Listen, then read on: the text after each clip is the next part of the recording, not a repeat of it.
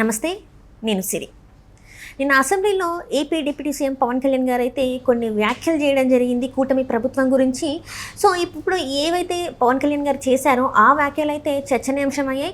So మరి దీని గురించి ఏవైతే తను మాట్లాడారో అవన్నీ నిజమే అవుతాయా? 15 సంవత్సరాలు మరి ఈ కూటమి ఇలానే ఉంటుందని చెప్పారు. మరి నిజంగానే 15 సంవత్సరాలు ఇది ఇలానే కొనసాగే అవకాశం ఉందా, లేకపోతే ఏంటి అనే అంశాన్ని మనకు వివరించడానికి మనతో పాటు ఉన్నారు ప్రముఖ రాజకీయ విశ్లేషకులు కిలార్ నాగార్జున గారు. నమస్కారం సార్.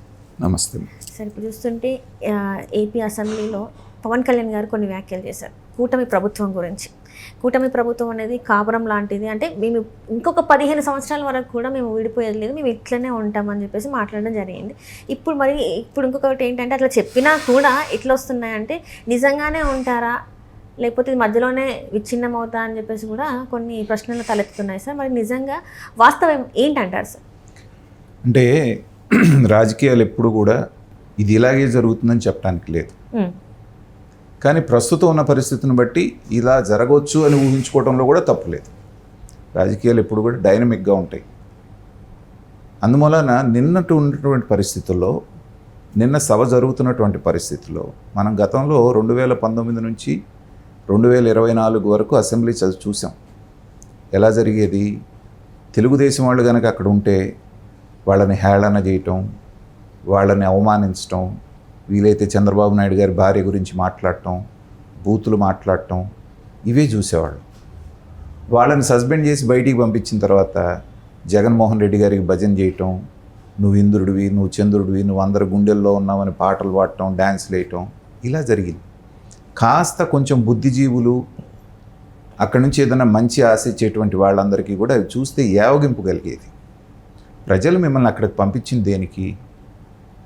పాలన చేస్తూ దాంట్లో ఉన్నటువంటి మంచి చెడు చూసి చేయమంటే జగన్మోహన్ రెడ్డి అనేటువంటి వ్యక్తిని అక్కడ కూర్చోబెట్టి మీరు చిడతలు తీసుకొని వాయిస్తూ అతనికి కీర్తనలు పాడటం తప్పితే ఏం చేశారు 5 సంవత్సరాలు? పైగా ఏదన్నా ఉంటే అవతల వాళ్ళని తీసుకుపట్టడం, చంద్రబాబు నాయుడు గారిని ఎవరన్నా బూతులు తిడతా ఉంటే ఈయన ఎగిరిగిరి సోఫాలో నవ్వుకోవటం, వెకిలి నవ్వులు మనం చూసాం. ఇది చూసినటువంటి ప్రజలకి, మాలాంటి వాళ్ళకు కూడా ఇప్పుడు అసెంబ్లీ జరుగుతున్నటువంటి పద్ధతి చాలా హుందాగా, చాలా డిగ్నిఫైడ్గా, తర్వాత అధికార పక్షంలో ఉన్నటువంటి ఎమ్మెల్యేలే వాళ్ళ ప్రాంతంలో జరుగుతున్నటువంటి ఇబ్బందుల్ని ఏ రకమైనటువంటి మొహమాటం లేకుండా అక్కడ ఉన్న మంత్రుల్ని వాళ్ళని నిలదీస్తున్నటువంటి పద్ధతి, ప్రతిపక్షంలాగానే ప్రశ్నిస్తున్నారు వాళ్ళు. ఇది ప్రజాస్వామ్యం అంటే. అధికార పక్షంలో ఉన్నాం కాబట్టి ఏ తప్పు జరిగినా సమర్థించేసేసి చప్పట్లు కొట్టడం అనేది కాకుండా కొత్త బరువడి ఏంటంటే అధికార పక్షంలో ఉన్నటువంటి ఎమ్మెల్యేలే వాళ్ళ దగ్గర పనులు ఏమైనా జరగకపోతే నిలదీస్తున్నారు. ఇది మాలాంటి వాళ్ళందరం ప్రజాస్వామ్యవాదులను కోరుకునేటువంటి పద్ధతి, అది కనపడుతుంది. ఈసారి ఫస్ట్ టైం పవన్ కళ్యాణ్ గారు చట్టసభల్లో పెట్టడమే కాకుండా పవర్ఫుల్ పొజిషన్లో డిప్యూటీ చీఫ్ మినిస్టర్గా ఆయన రావటం. గతంలో చూసాం, డిప్యూటీ చీఫ్ మినిస్టర్ పదవి అంటే 6th ఫింగర్ అనేవాళ్ళు. అంటే 6వ వేలు, మనకు మనిషికి 6వ వేలు ఉంటే దేనికి పనికిరాదు, నిరుపయోగంగా ఉన్నదాన్ని 6th ఫింగర్ అంటారు. 5గురు ఉప ముఖ్యమంత్రులు ఉండేవారు జగన్మోహన్ రెడ్డి గారి టైంలో. పేర్లు ఎవరికి గుర్తు కూడా లేవు. వాళ్ళకి పవర్ సంగతి దేవుడేరు కదా, 5గురు పేర్లు చెప్పమంటే మాలాంటి వాళ్ళకి కూడా గుర్తులేవు. సో అలాంటి సందర్భంలో ఉప ముఖ్యమంత్రి అంటే ఉప ముఖ్యమంత్రిలాగా ముఖ్యమంత్రి యొక్క బాధ్యతలను పంచుకొని ఆయన యొక్క పని భారాన్ని తగ్గిస్తూ అటు లోకేష్ గారు, ఇటు పవన్ కళ్యాణ్ గారు, చంద్రబాబు నాయుడు గారి కాంబినేషన్ తోటి చాలా బాగా నడుస్తున్నటువంటి సందర్భం మనం చూసాం. 2 సందర్భాల్లో ఈ కూటమిలో విచ్ఛిన్నం జరిగింది, కొంత అలజడి సృష్టించగలిగామని చెప్పేసి సంకలు ఉద్దుకున్నారు వైసీపీ వాళ్ళు. మొదటి సందర్భం ఏంటంటే లోకేష్ గారికి డిప్యూటీ చీఫ్ మినిస్టర్ పదవి ఇవ్వాలనేటువంటి ఒక డిమాండ్ రావటం, దాన్ని వైసీపీ వాళ్ళు అందిపుచ్చుకొని వీళ్ళిద్దరి మధ్యన స్ప్లిట్ తీసుకురావడానికి ప్రయత్నం చేశారు. చాలా సందర్భాల్లో ఇది చేసినా కానీ అది కుదరలేదు.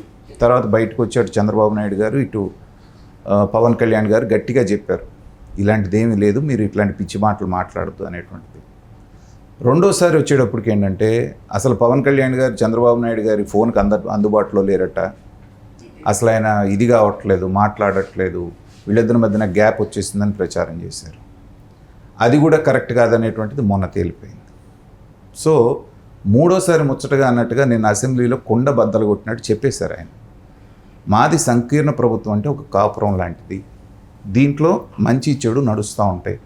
అభిప్రాయ భేదాలు అప్పుడప్పుడు రావటం అనేటువంటిది సహజం.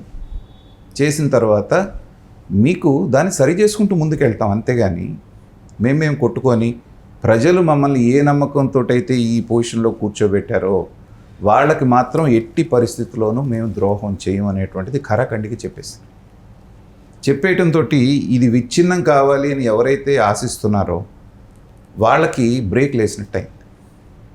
మీకు ఖచ్చితంగా సంవత్సరం మించి ఈ కూటమి ఉండదు అనేటువంటి ఆశతోటి ఉన్నారు వైసీపీ వాళ్ళు. ఏదో రకంగా వచ్చి వీళ్ళు నాశనం అయిపోతే బాగుండు, పడిపోతే బాగుండు అనేటువంటి భావంలో ఉన్నారు.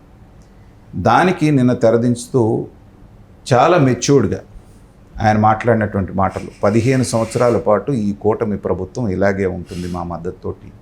గతంలో కూడా చూసాం, చంద్రబాబు నాయుడు గారే ఇంకొక 10 సంవత్సరాలు ఇలాంటి రాష్ట్రానికి ముఖ్యమంత్రిగా ఆయనే ఉండాలి. అవును. ఎందుకంటే తన క్యాడర్ అంతా కూడా తనే ముఖ్యమంత్రి కావాలి అని కోరుకుంటున్నటువంటి సందర్భంలో ఒక నాయకుడు ఆ మాట అనడానికి చాలా గట్స్ కావాలి. నాకంటే కూడా ఇంకొక 10 సంవత్సరాల పాటు ఇలాంటి అనుభవజ్ఞుడైనటువంటి ముఖ్యమంత్రి ఈ రాష్ట్రానికి కావాలి, కాబట్టి చంద్రబాబు నాయుడు గారే ఉండాలి అనేటువంటి మాట ఆయన అన్నప్పుడు ఏంటంటే న్యూట్రల్ పర్సన్స్ ఎవరు మాలాంటి వాళ్ళకు కూడా అతను మనసు గెలుచుకున్నాడు. ఎందుకంటే పవన్ కళ్యాణ్ గారు భక్తు రాజకీయ నాయకుడు కాదు.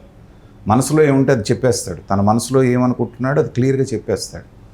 అలాంటి భావన ఉన్నప్పుడు ఇప్పుడు గొడవ ఎప్పుడు వస్తుంది? చంద్రబాబు నాయుడు గారు ఎప్పుడైతే ఆయన ముఖ్యమంత్రిగా దించేసి నేను చీఫ్ మినిస్టర్ అవ్వాలని పవన్ కళ్యాణ్ గారికి ఉన్నప్పుడేగా గొడవలు వచ్చేది.